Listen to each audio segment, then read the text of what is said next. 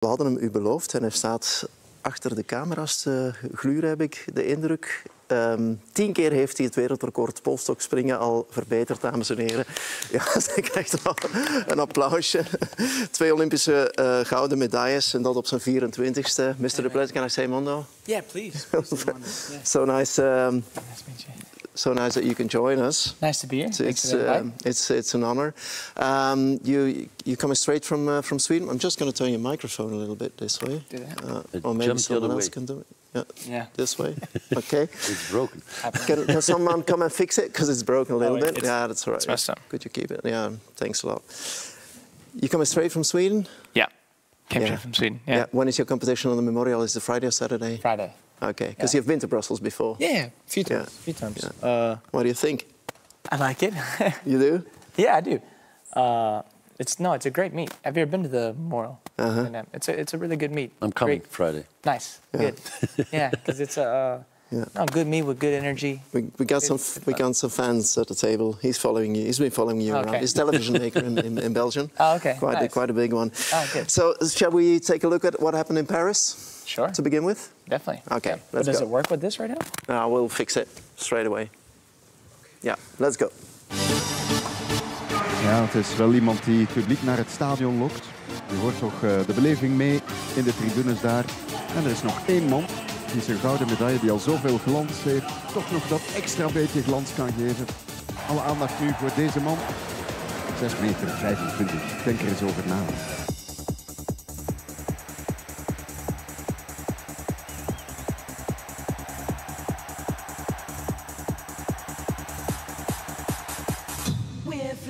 En het doet het! Het doet het! Wereldrecord opnieuw voor Mondo Duplantis. Ongelooflijk! Perfectie benaderd, goed bijgestuurd en kijk, fantastisch toch, elke keer weer.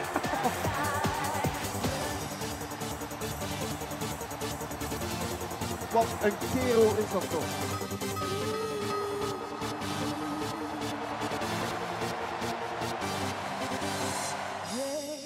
Not a teammate or anything. Just, Who were you aiming for? this? Oh, yeah. The next Just world everybody. record. Yeah, just everybody. I guess. I don't know. 6:25 that was. I seem to remember that they actually, as they always do, they calculated how high you went. Was it like 6:30? I think so. I don't really remember what they said. Was a but big it was, gap. No, but it was a good jump. It was a good jump. I mean, I know that I had, some room margin, I guess you could say. What's your best jump ever training? 640? 645? Not even close. Maybe 615. I think is the best I've done in training. Okay. Yeah, No, I and he means probably like the... Oh no, but it's not even close to as high as the competition jumps. I need the adrenaline, the energy. Okay. I don't grip as high. I don't have the same energy and speed through the takeoff. I use softer poles when I'm in training. So no, I don't jump as high. So all the heights that I'm doing. Why would you? He had a specific question. That you went, I think it was in Paris, that you went to see your mom after a jump. We have a picture. No, of you missed your first jump. And then apparently your mom filmed the jump with her iPad. You can see the picture. What are you doing there? And then there? you went consulting her. What exactly did she tell you? Because like 1 minute later you had the new world record.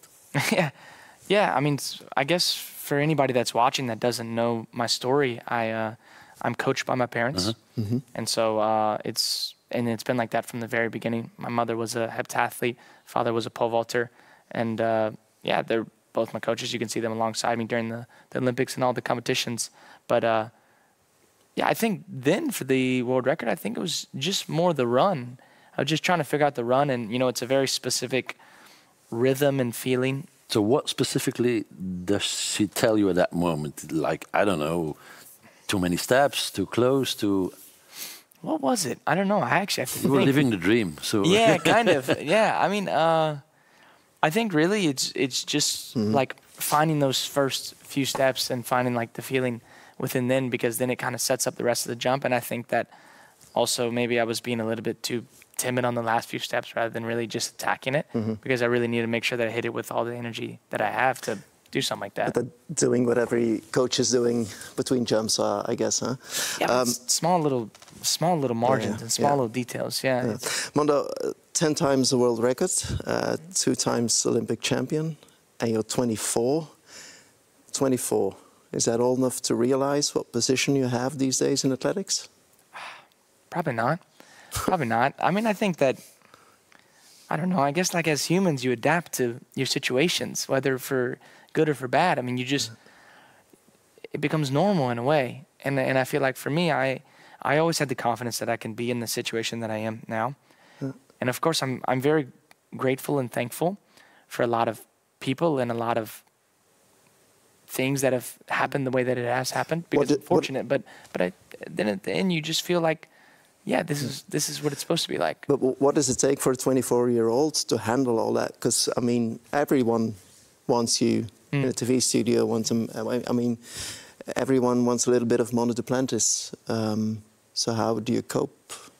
I don't know. With that? I mean, I think that the past month has been the craziest month of my life, for sure, as far as just like buzz and people. And there's a huge difference now. I can definitely feel like just outside of Sweden, because I was always, you know, relatively popular in Sweden, but I feel like now just even around Europe, and I guess that's all I've been the past few weeks, but since the Olympics, it's like, it's really blown up, you know, and it's... But still no pressure at all, because I can imagine if you're that good and the difference between the number 2 and yourself is so big, there's only to lose. I mean, you can only lose if you start a competition, but I don't get a feeling that you get a bit of pressure inside of you. No, I don't really feel pressure like that. No, I mean, for me, it's like, I'm very confident in what I do, of course, and, you know, I know that the reason that I'm going into these competitions as a big favorite is because I'm very good at pole vaulting. And I can jump high. And when I'm jumping good, I should jump higher than the other guys, because I know that that's just the ability that I have. And I'm very confident in that. So I don't feel stressed about it. I just focus on me and what I do, and then it should work out.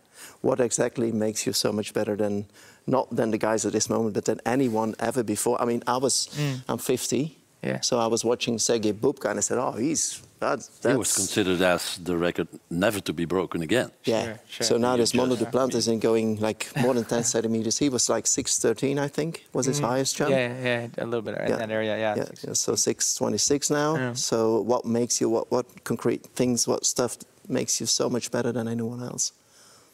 Well, it's got to be everything, you know? You need to have everything. And it's not really just one specific thing. I think it's a very physical sport, so of course physically you have to be gifted, but then also there has to be the certain type of not only work ethic, but knowing how to train also, I think is just as important, because I mean, I don't think it's not about training hard, it's about training smart and knowing what to do in training, how to prepare your body to pole vault, because it's a very specific and unusual movement, I guess. But then also the mental side of it is really crucial.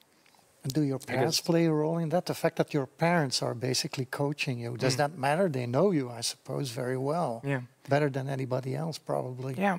Well, I think that's of course a big reason, part of my success, of course, is them. And, you know, nobody understands me, my body, and then mentally me more than my parents do. And, you know, they have their own respective careers that they can look back on, and also to help them give advice to me also. And I think that has helped so much, because, yeah, I mean, they'll tell you they've made every mistake that you can make, and I think that's how you learn. And so I get to reap the benefits of their mistakes. And so I know the path that's best for me in that way. And so I think that as far as when it comes to training, the mental side of it, and then just competitions and how to strategize things, then I think I get all the great stuff from this. How old were you when you started pole vaulting? Like 3. 3. Oh, wow. Yeah. How does that go? Yeah, the pole was just this long, you know. It was nothing. I think it was like a broomstick just jumping on the couch. But you said, "Hey, that's my thing." Pretty much, yeah. But there's videos of me actually in my backyard when I was 4 years old, and I was really jumping. Like my father built the setup, because my father was a professional pole vaulter, and he built the entire setup for my older brother, who's 6 years older than me, and so. Yeah, I just started jumping when I was like... You never asked him, what the fuck is this? I mean, kind of, I guess.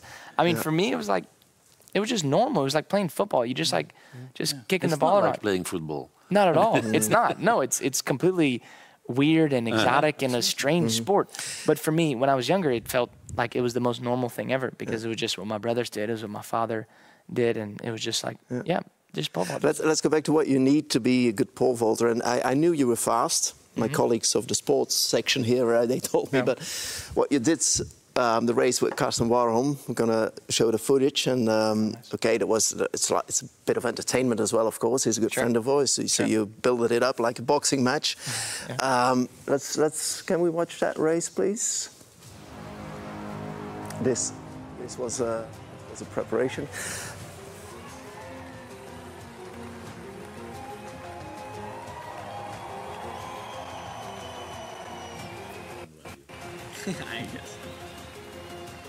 And here comes the race.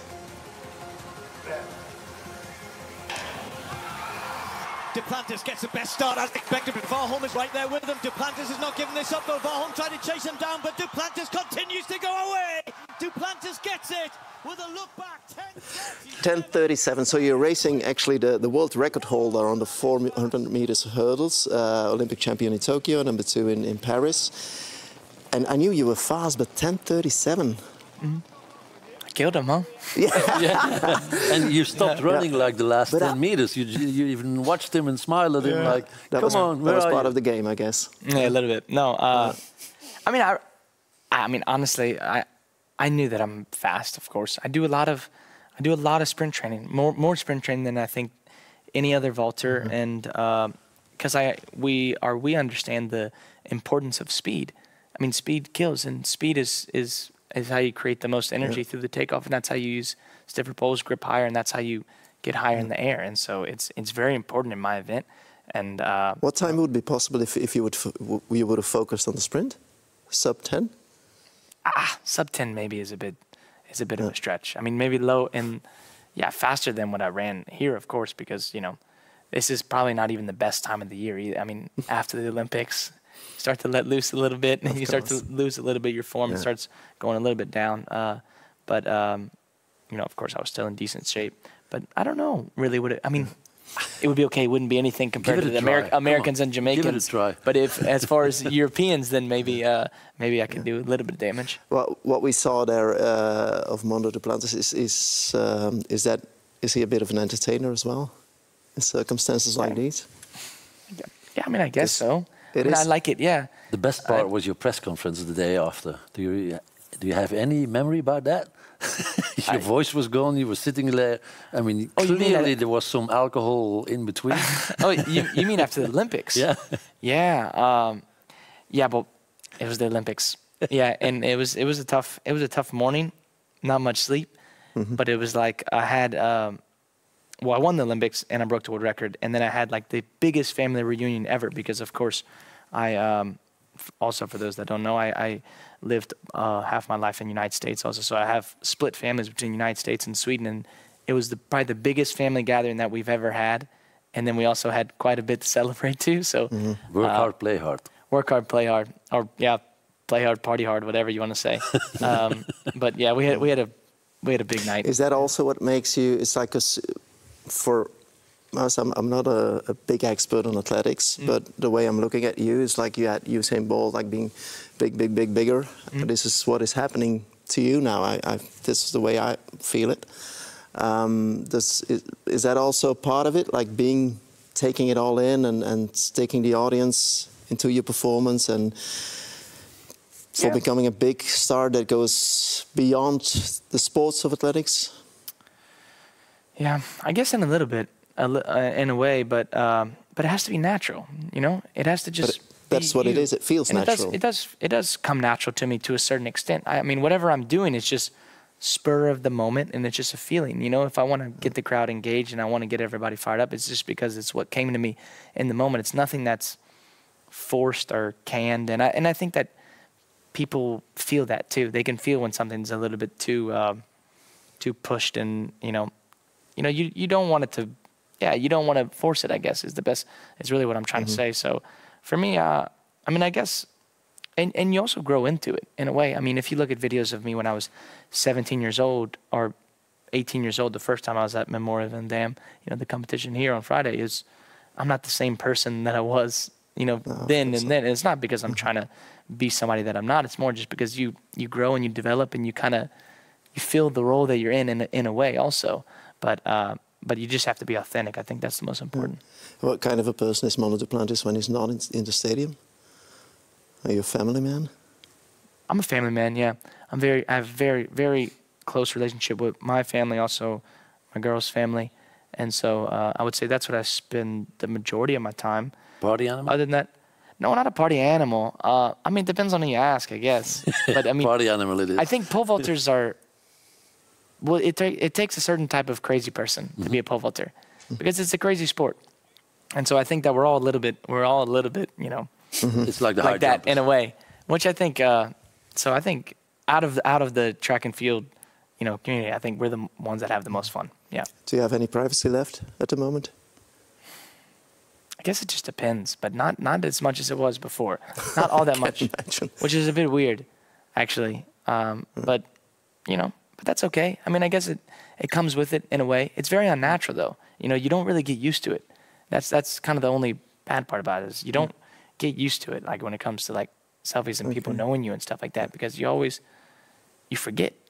You just forget because you're just living life normally and you're just getting a coffee and you're just doing whatever. Good. But yeah, it is what it is. One last question, $1 million question, and we'll ask it on the footage of your last world record in Poland. That was, I guess, 20 days after the Olympics. Yeah. 6:26. So the $1 million question is, let's see this first. 6 meters 26, a bit higher than this studio. How high can you go eventually, you think? How high can I go? If you have to answer it right now. Yeah, if I have to answer it right now, I mean, of course, 630 in the near future. Yeah, I mean, that's right there. And it feels like, it feels like, you know, I'm knocking on the door of 630 for sure. So starting with 6:27, a couple of days from now in Brussels? Maybe we'll see. I don't rule anything out, you know, as long as there's a lot of factors that have to come together for me to do something like a world record, and I need to have good weather and you know, just a good place to jump. It's always nice if you have good energy and good crowd too. That also helps. I thrive off that. But you know, those kind of factors mean a lot too. And actually, the wind is probably the most important thing out of everything, because it becomes really hard to. It's never windy in Belgium. It never rains. It's never windy. Good. Yeah, you'll believe that. I'll take your word. We wish you the best. Because that's what they are expecting. Is that, do you have a world record in mind when you go to a meeting like the Memorial, or just the best you can? Both. Both. Best I can, which usually, you know, I think in my mind can be a world record. So. Yeah, I mean, I always have that mentality that I want to jump as high as I can on the day and try to get the most out of myself. If I can, if a world record's in the cards, then I try to push it to that for sure. So, yeah, I mean, that's every time I show up on the track. There's still some tickets for Friday and Saturday, so that's good to know for the people who are watching this. For sure. But I jump on Friday, so that's the most important. Yeah, but you can go Saturday too. I got mine. But Friday's the most important. Let's go Friday. Yeah, let's go for Friday. Thank you so much for joining us, Mondo.